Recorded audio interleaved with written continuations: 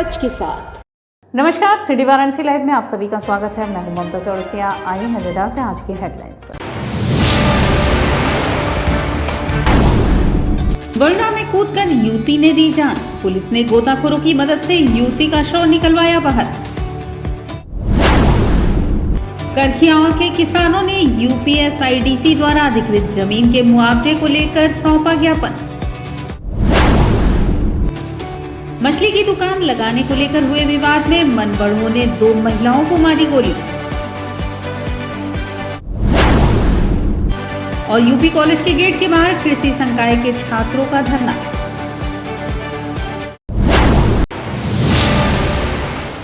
और अब खबरें विस्तार से। सोमवार को उदय प्रताप महाविद्यालय के छात्रों ने कॉलेज द्वारा आईसीआर प्रत्यायन के संदर्भ में कार्यवाही न करने के विरोध में विद्यालय का द्वार बंद कर प्रदर्शन किया। सोमवार को उदय प्रताप महाविद्यालय के छात्रों द्वारा महाविद्यालय द्वारा बंद कर कॉलेज प्रशासन के विरोध में प्रदर्शन किया गया। यह प्रदर्शन कृषि संकाय के छात्रों ने कॉलेज द्वारा आईसीआर प्रत्यापन के संदर्भ में कार्यवाही न करने के विरोध में किया। ज्ञात हो कि आईसीएआर भारतीय कृषि अनुसंधान देश की शीर्ष कृषि नियामक संख्या तथा आईसीआर पूरे देश में कृषि विश्वविद्यालय में स्नातक, परास्नातक तथा शोध में प्रवेश हेतु प्रवेश परीक्षा आयोजित है एवं वर्ष 2017 में जारी एक अधिसूचना के तहत सभी विश्वविद्यालय तथा कॉलेज के लिए आईसीआर प्रत्यायन को अनिवार्य कर दिया गया था तथा हाल ही में 4 जून 2011 को जारी एक जन सूचना द्वारा परास्नातक और शोध में प्रवेश लेने के लिए केवल उन्हीं छात्राओं को योग्य किया गया जो प्रत्यायन प्राप्त विश्वविद्यालय या कॉलेज से उत्तीर्ण है। इन सब जानकारियों के बाद भी उदय प्रताप कॉलेज में इसके लिए अभी तक प्रक्रिया प्रारंभ नहीं की है, जिसके विरोध में छात्रों ने द्वार बंद कर धरना दिया तथा प्राचार्य द्वारा दिन के भीतर कार्यवाही प्रारंभ करने का आश्वासन लिखित रूप में दिया, परंतु यह वादा केवल बहकावा रह गया। धरना प्रदर्शन में निशांत सिंह, अंकित तिवारी, शिवम सिंह बाबू, गौरव, समीर सिंह, विशाली उत्तम सिंह, सूरज सिंह, सुधीर सिंह आदि लोग शामिल थे। जो कॉलेज, जो महाविद्यालय और विश्वविद्यालय आईसीआर से एग्रीडिएटेड नहीं रहेंगे, वो आईसीआर के किसी भी कॉलेज और महाविद्यालय विश्वविद्यालय में एडमिशन क्या काउंसलिंग में भी बैठ नहीं सकते हैं, परीक्षा भी देने के लिए योग्य नहीं है। इससे पहले भी लगभग 1 सालों से 1.5 सालों से हम लोग कॉलेज प्रशासन से मांग कर रहे हैं कि आईसीआर का एक्रीडिएशन हमारा होना चाहिए, क्योंकि 1950 से एग्रीकल्चर की संस्था यहाँ चल रही है।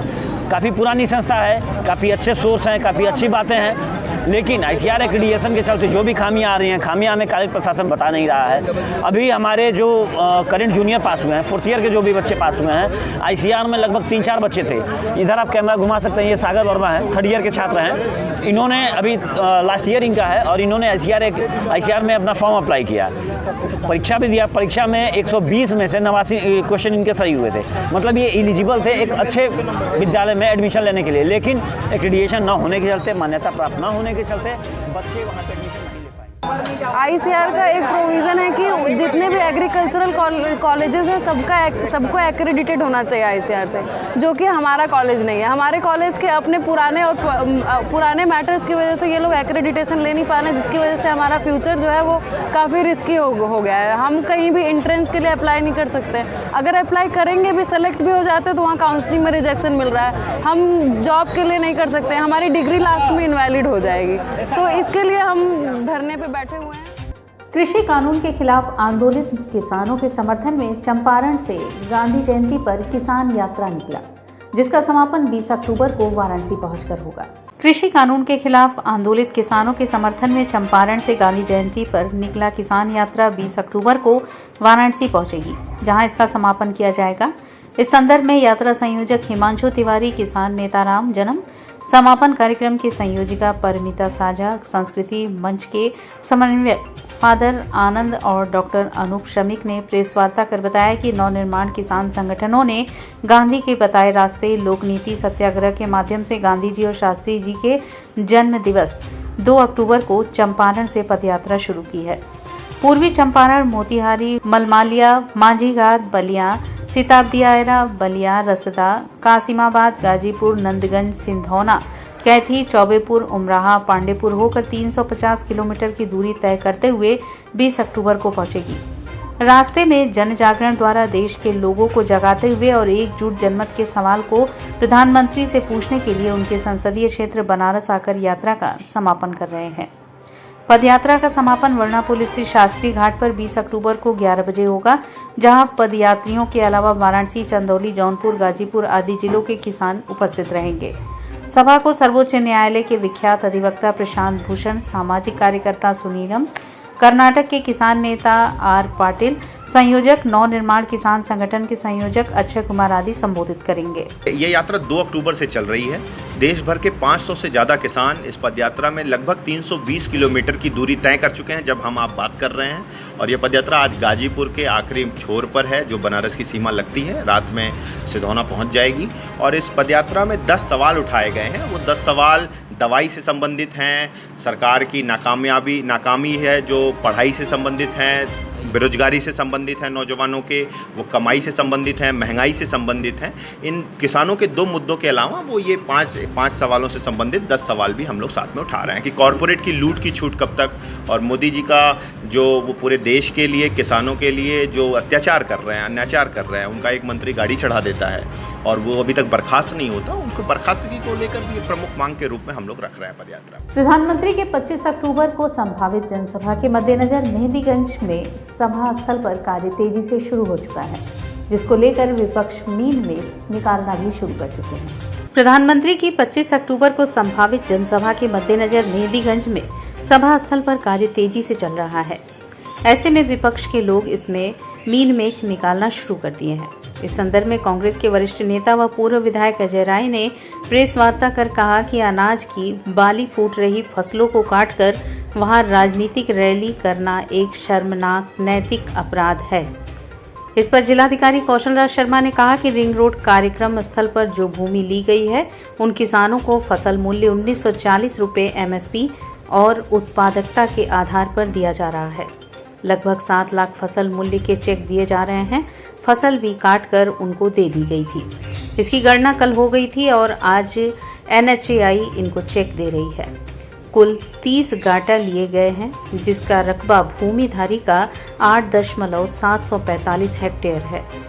कि जो कार्यक्रम कराया जा रहा है वो बाकायदा उसका फसल मूल्य देकर और उसके फसल मूल्य को देते हुए फसलों को खरीद के तब कराया जा रहा है। जो लैंड पैच छाटा गया है वो पूरे लैंड में इस जगह छाटा गया है जहाँ पे ऑलरेडी 1-2 खेत कटने शुरू हो गए थे। जनपद वाराणसी में धान खरीद 1 तारीख से शुरू होती है और 1 नवंबर से केवल 12 दिन पूर्व ये फसल खरीदी गई है। अधिकतर इसमें राइब्ड और सेमी राइब्ड फसल है और जो मुआवजा है, जो फसल का धनराशि का मूल्य पे किया गया है, वो भी 1940 रुपये जो हमारा MSP धान का सरकारी क्रय दर होती है उसके हिसाब से, और जो प्रोडक्टिविटी 40.5 क्विंटल पर हेक्टेयर की होती है उस प्रोडक्टिविटी से गणना करते हुए सभी भूस्वामियों को धनराशि पे की गई है। किसी की भी भूमि असहमति से नहीं ली गई है। ये सारे लोग हैं, उनकी सारी सहमति के बाद ही ये सारी कार्रवाइयाँ कराई जा रही हैं।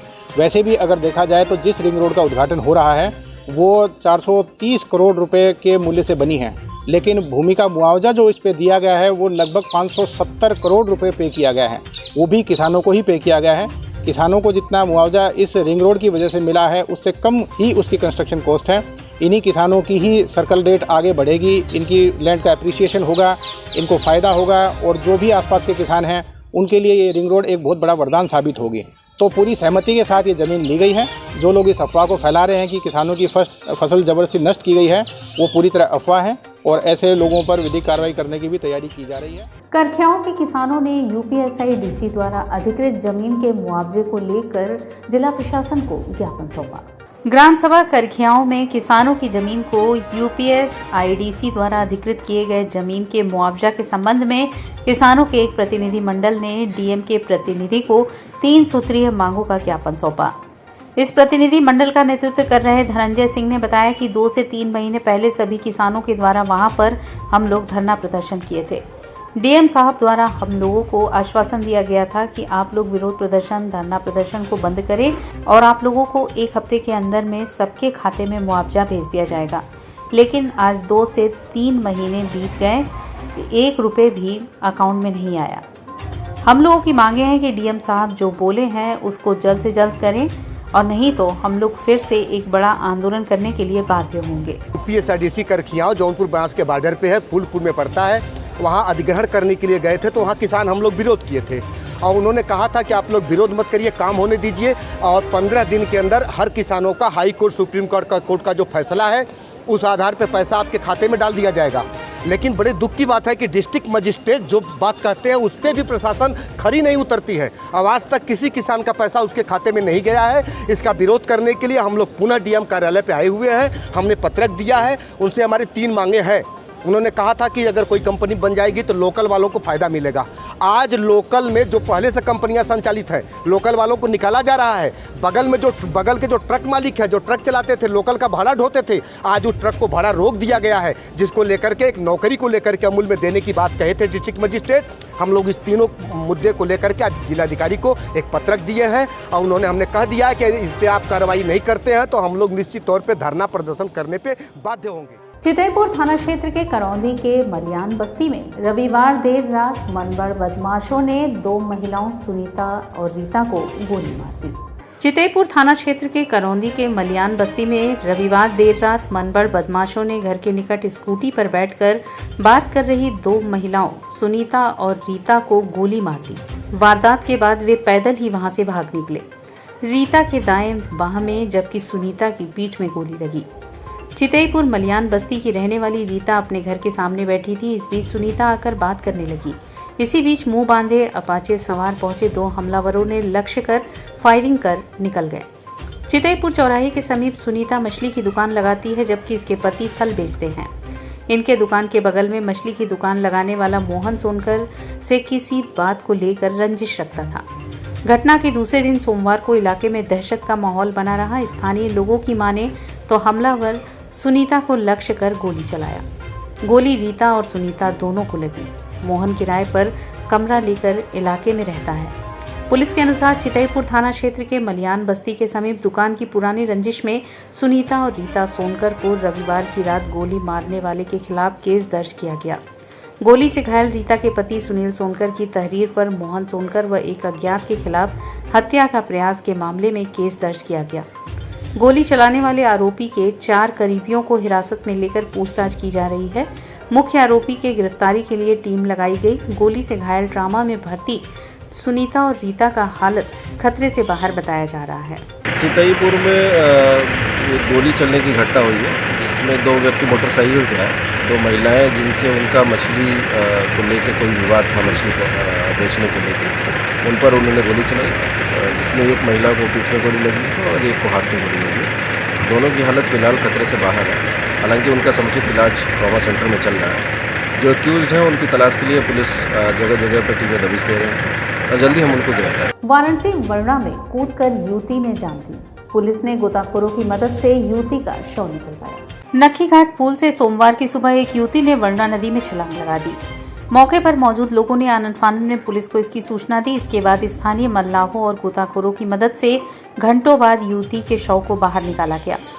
इस दौरान घटनास्थल पर काफी भीड़ भी इकट्ठा हो गई। मिली जानकारी के अनुसार नक्की घाट निवासी मन्ना लाल चौधरी की बेटी नेहा 18 वर्षीय सोमवार को सुबह पुल पर आई और वरुणा नदी में कूद गई। आत्महत्या की वजह अभी स्पष्ट नहीं हो पाई है। वहीं कुछ लोगों का कहना है कि युवती काफी समय से बीमार थी और घर वालों का रो रो कर बुरा हाल है। जब घर वालों से युवती के ऐसा करने की वजह पूछी गई तो परिजनों ने कुछ भी कहने से इनकार कर दिया।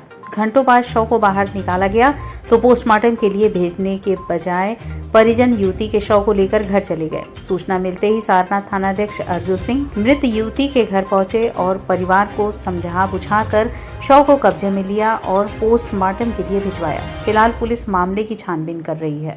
और यहाँ वक्त चला है एक छोटे ब्रेक का। मिलते हैं ब्रेक के बाद। वाराणसी लाइव, सच के साथ। Best fundamental lab, best faculty, best placement set. We are proud to be a student of JDSN. I am a student of Jeevandeep Mahavidyalaya. I am proud of Mahavidyalaya for excellent faculty, best support and best infrastructure and best placement. Best fundamental lab, best faculty, best placement set. We are proud to be a student of JDSN. I am a student of Jeevandeep Mahavidyalaya. I am proud of Mahavidyalaya for excellent faculty, best support and best infrastructure and best placement. I'm a great mother.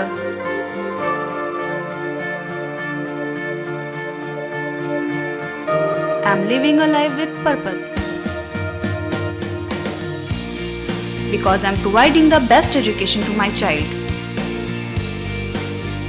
And that's the Swami Harsevanand Public School.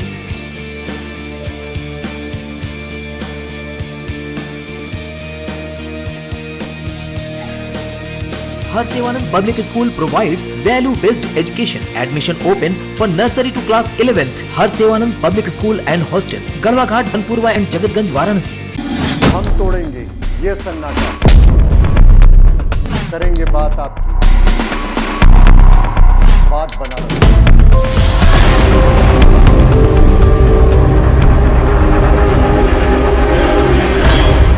पूछेंगे सवाल, उठाएंगे मुद्दे, करेंगे बहस, होगा मुकाबला आमने सामने, ताकि सच जिंदा रहे।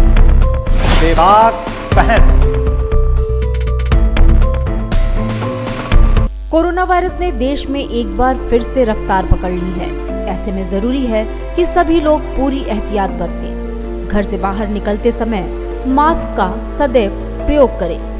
समय समय पर हाथों को सैनिटाइजर से सैनिटाइज करें। ज्यादा भीड़ भाड़ वाली जगहों में जाने से बचें। 2 गज की दूरी का पालन करें। स्वस्थ रहें, सुरक्षित रहें। जनहित में जारी वाराणसी लाइव। वाराणसी लाइव, सच के साथ। और ब्रेक के बाद पुनः आपका स्वागत है।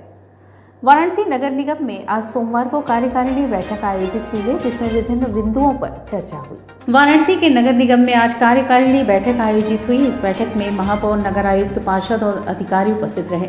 इस बैठक में 91-1 और 91-2 प्रस्ताव पर चर्चा हुई, जिसमें 91-1 जो जनहित में था और विकास संबंधित है, जिसे सर्वसम्मति से पास किया गया। इसके साथ ही साथ 91-2 के प्रस्ताव पर भी चर्चा हुई, जिसमें कुछ को पास किया गया और कुछ प्रस्ताव को संशोधन के लिए शासन को भेजा गया। इन्हीं सब मुद्दों को लेकर बैठक समर्थन के साथ खत्म हुई।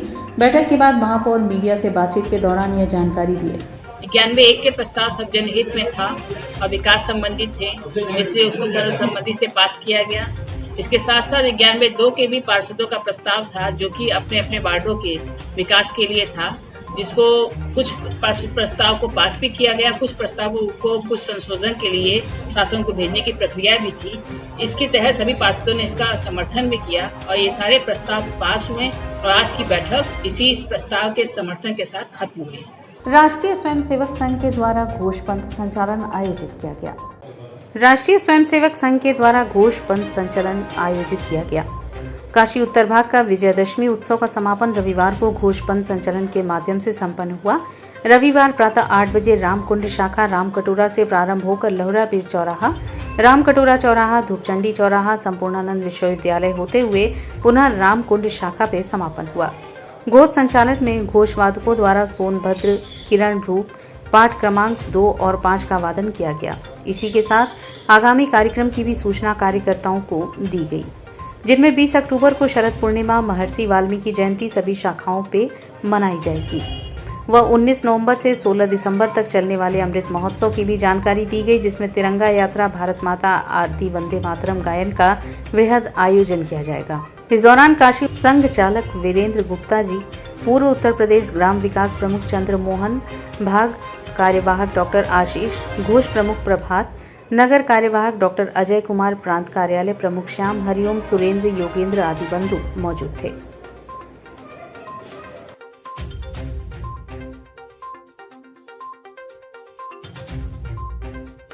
सुभाषपा के नेता विनय राजभर सहित कई लोगों ने आज सोमवार को आम आदमी पार्टी में अपनी सदस्यता ग्रहण कराई। सुभाषपा के नेता विनय राजभर सहित कई लोग आज सोमवार को आम आदमी पार्टी में शामिल हुए हैं।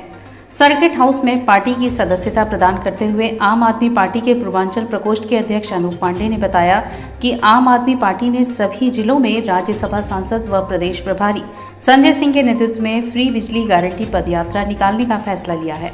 इसी के तहत वाराणसी में इसकी शुरुआत 21 अक्टूबर को पहली पदयात्रा से होगी। वाराणसी में संजय सिंह के नेतृत्व में निकाली जाने वाली पदयात्रा कचहरी स्थित अंबेडकर पार्क में माल्यार्पण करके दोपहर 12 बजे प्रारंभ होगी। उन्होंने कहा कि जहां एक ओर सत्ताधारी दल बिजली का दाम बढ़ाने का कुचक्र रच रही है, तो वहीं आप सरकार बनने पर 300 यूनिट बिजली प्रत्येक परिवार को मुफ्त देगी। आम आदमी पार्टी के प्रभारी लोकप्रिय सांसद श्री संजय सिंह का आगमन 21 को हो रहा है बनारस में। संजय सिंह जी आ रहे हैं यहाँ पदयात्रा करने कि हम 300 यूनिट बिजली उत्तर प्रदेश के भाइयों बहनों को हम मुफ्त में देंगे, इसकी गारंटी यात्रा है। उत्तर प्रदेश के नौजवानों को रोजगार की भी व्यवस्था करेंगे। उत्तर प्रदेश में जो टैक्स है, जो हाउस टैक्स है, पानी का जो टैक्स है, इसको ख़त्म किया जाएगा। पुराने जितने बकाया बिल हैं उनको माफ़ किया जाएगा। इसकी लेकर के एक पदयात्रा बनारस में होगी, उसी के लिए 21 को आएंगे। उसके संबंध में मोहम्मद जुबैर खान को युवा जनसभा का राष्ट्रीय सचिव बनाए जाने पर सपा कार्यकर्ताओं द्वारा उनके घर पहुंचकर बधाई दी गई। समाजवादी पार्टी के राष्ट्रीय अध्यक्ष अखिलेश यादव द्वारा मोहम्मद जुबैर खान को युवा जनसभा का राष्ट्रीय सचिव बनाए जाने पर समाजवादी पार्टी के कार्यकर्ताओं ने ढोल नगाड़ों के साथ मोहम्मद जुबैर खान के घर बधाई देने पहुंचे। वहीं गंगा जमुनी तहजीब की मिसाल कायम करते हुए एक और हर हर महादेव का उद्घोष हुआ, तो वहीं दूसरी ओर नारे तकबीर अल्लाहू अकबर का नारा सुनने को मिला। काशी जाना जाता है, हिंदू मुस्लिम एकता की पहचान है। तमाम सैकड़ों की तादाद में नौजवान सम्मानित व्यक्ति इकट्ठा होकर घर पे आए। उन्होंने हमारा हौसला अफजाई की और हमारा स्वागत किया और ये संदेश देने की काम की कि जिस तरीके से गंगा के तट पर हिंदू भाई स्नान करता है और मुसलमान भाई वज़ू बनाता है नमाज़ पढ़ने के लिए, उसी तरह काशी के नौजवानों ने एक तरफ जहां हर हर महादेव का उद्घोष किया, तो दूसरी तरफ हमारे नौजवानों ने नारे तकबीर अल्लाह अकबर के साथ हिंदू काशी की धरती से प्रदेश ही नहीं राष्ट्र को संदेश देने का काम किया है कि जहां नफ़रत की बाजार चल रही है और इस तरीके का काम करके संदेश देना चाहते हैं कि गंगा जमुना तहजीब और हिंदू मुसलमान की एकता प्रदेश ही नहीं देश में काम करेंगे हम लोग इंशाअल्लाह ताला। और इसी के साथ सिटी वारंटी लाइव का यह प्रसारण यहीं समाप्त होता है। ममता चौरसिया को दे इजाजत। नमस्कार।